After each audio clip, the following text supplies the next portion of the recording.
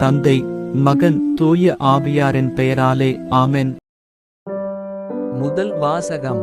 இஸ்ரேலரை ஒரே நாட்டினர் ஆக்குவேன். இறைவாக்கினர் எசேக்கியேல் நூலிலிருந்து வாசகம். அதிகாரம் 37. இறை வார்த்தை 21 முதல் 28 வரை.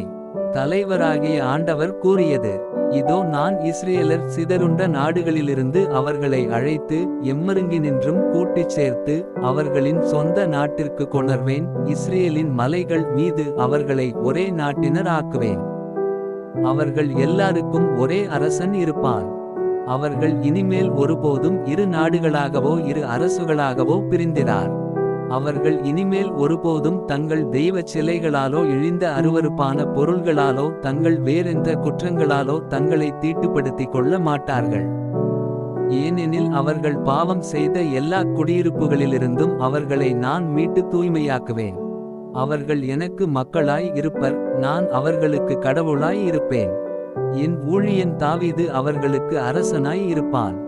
அவர்கள் அனைவருக்கும் ஒரே ஆயன் இருப்பான். என் நீதிநெறிகளின்படி அவர்கள் நடப்பர், என் நியமங்களை கருத்தாய் கடைப்பிடிப்பர்.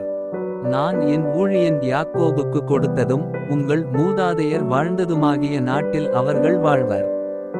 அவர்களும் அவர்களின் மக்களும் மக்களின் மக்களும் அங்கு என்றென்றும் வாழ்வர்.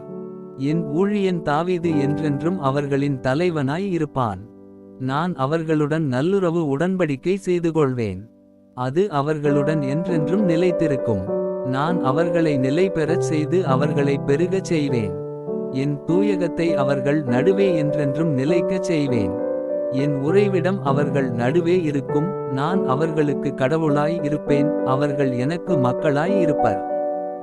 என் தூயகம் அவர்கள் நடுவே என்றென்றும் நிலைத்திருக்கையில் இஸ்ரேலை தூய்மைப்படுத்துபவர் ஆண்டவராகிய நானே என வேற்றினத்தார் அறிந்து கொள்வர். இது ஆண்டவரின் அருள்வாக்கு. பதிலுரை பாடல். பல்லவி. ஆயர் தம் மந்தையை காப்பது போல ஆண்டவர் நம்மை காத்திடுவார். மக்களினத்தாரே, ஆண்டவரின் வாக்கை கேளுங்கள். தொலையிலுள்ள கடலோரப் பகுதிகளில் அதை அறிவியுங்கள். இஸ்ரேலை சிதறடித்தவரே, அதை கூட்டிச் சேர்ப்பார். ஆயர் தம் மந்தையை காப்பது போல் அதை காப்பார் என்று சொல்லுங்கள். பல்லவி. ஆயர் தம் மந்தையை காப்பது போல ஆண்டவர் நம்மை காத்திடுவார். ஏனெனில் யாக்கோபை ஆண்டவர் மீட்டார், அவனிலும் வலியவன் கையினின்று அவனை விடுவித்தார். அவர்கள் வந்து சீயோனின் உச்சியில் பாடி மகிழ்வார்கள், ஆண்டவரின் கொடைகளை முன்னிட்டு பூரிப்படைவார்கள். பல்லவி.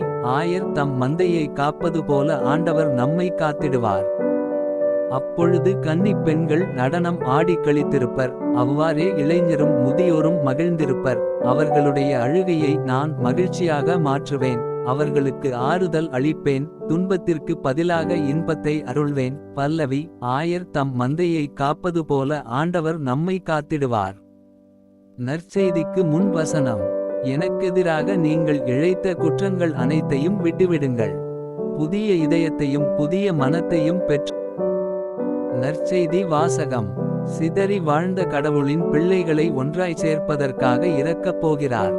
யோவான் எழுதிய தூய நற்செய்தியிலிருந்து வாசகம். அதிகாரம் 11. இறை வார்த்தை 45 முதல் 57 வரை. அக்காலத்தில் மரியாவிடம் வந்திருந்த யூதர் பலர் இயேசு செய்ததைக் கண்டு அவரை நம்பினர். ஆனால் அவர்களுள் சிலர் பரிசேயரிடம் சென்று இயேசு செய்ததை தெரிவித்தனர். தலைமை குருக்களும் பரிசேயரும் தலைமைச் சங்கத்தை கூட்டி, இந்த ஆள் பல அரும் அடையாளங்களை செய்து கொண்டிருக்கிறானே, என்ன செய்யலாம்? இவனை இப்படியே விட்டு விட்டால் அனைவரும் இவனிடம் நம்பிக்கை கொள்வர். அப்போது உரோமையர் வந்து நம் தூய இடத்தையும் நம் இனத்தையும் அழித்து விடுவார்களே என்று பேசிக்கொண்டனர். கயபா என்பவர் அவர்களுள் ஒருவர். அவர் அவ்வாண்டின் தலைமை குருவாய் இருந்தார். அவர் அவர்களிடம், உங்களுக்கு ஒன்றும் தெரியவில்லை.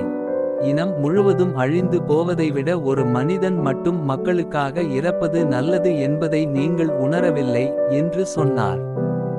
இதை அவர் தாமாகச் சொல்லவில்லை. அவர் அவ்வாண்டின் தலைமை குருவாய் இருந்ததால் இயேசு தம் இனத்திற்காகவும் தம் இனத்திற்காக மட்டுமன்றி சிதறி வாழ்ந்த கடவுளின் பிள்ளைகளை ஒன்றாய் சேர்க்கும் நோக்குடன் அவர்களுக்காகவும் இரக்கப் போகிறார் என்று இறைவாக்காகச் சொன்னார். ஆகவே அன்றிலிருந்தே அவர்கள் இயேசுவை கொன்றுவிட திட்டம் தீட்டினார்கள். அது முதல் இயேசு யூதரிடையே வெளிப்படையாக நடமாடவில்லை. அவர் அவ்விடத்தினின்று அகன்று பாலை நிலத்திற்கு அருகிலுள்ள பகுதிக்கு போனார். அங்கு எப்ராயிம் என்னும் ஊரில் தம் சீடருடன் தங்கியிருந்தார். யூதர்களுடைய பாஸ்கா விழா அண்மையில் நிகழ இருந்தது. விழாவுக்கு முன் தங்கள் தூய்மை சடங்குகளை நிறைவேற்ற பலர் நாட்டுப்புறங்களிலிருந்து எருசலேமுக்கு சென்றனர். அங்கே அவர்கள் இயேசுவை தேடினார்கள். அவர் திருவிழாவுக்கு வரவே மாட்டாரா? நீங்கள் என்ன நினைக்கிறீர்கள் என்று கோவிலில் நின்று கொண்டிருந்தவர்கள் தங்களிடையே பேசிக்கொண்டார்கள். ஏனெனில் தலைமை குருக்களும் பரிசேயர்களும் இயேசுவை பிடிக்க எண்ணி அவர் இருக்கும் இடம் யாருக்காவது தெரிந்தால் தங்களிடம் வந்து அறிவிக்க வேண்டும் என்று கட்டளையிட்டிருந்தார்கள். இது ஆண்டவரின் அருள்வாக்கு. உங்களுடைய பிரார்த்தனைகளையும் வேண்டுதல்களையும் நாளைய திருப்பலியில் ஒப்பு கொடுக்க விரும்புவோர் கீழ்காணும் மெயில் ஐடிக்கு உங்கள் வேண்டுதல்களை அனுப்பவும் அல்லது வீடியோவின் கீழ் கமெண்ட் செய்யவும். பிதா சுதன் பரிசுத்த ஆவியின் பெயராலே ஆமென். தின பிரார்த்தனைகளுக்காக லைக், சப்ஸ்கிரைப் மற்றும் பெல் ஐகானை கிளிக் செய்யவும்.